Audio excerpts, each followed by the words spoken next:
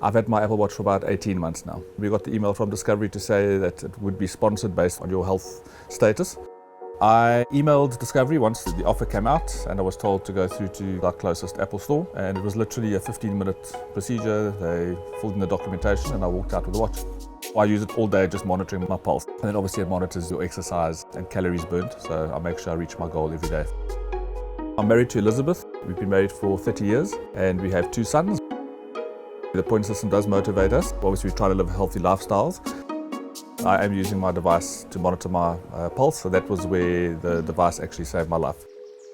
I was in Johannesburg about 3 months ago on a business trip, and I downed about 6 diet drinks, and I think something in the drink sparked something, and I noticed that my pulse was high. It was about 180 beats per minute. We did an ECG and sent it through to a cardiologist. He then did a further ECG and informed me that I had to go in for a procedure where they would have to use the paddles to restart my heart and get it going again. So I went into ICU that same day and they did the procedure.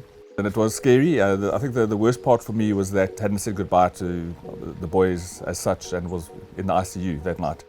The cardiologist basically said if I didn't have that watch to monitor what was happening, I probably would have died. It was just great knowing that the watch saved my life. I managed to live another day. The next morning, the cardiologist said to me I was welcome to go home. Only reason being was that I had an Apple Watch to monitor my pulse. So it was great knowing I could go home after one night in the ICU. I think the more important part was actually seeing my boys when I hadn't seen them in the ICU. Getting out and knowing that everything was fine. So great getting home.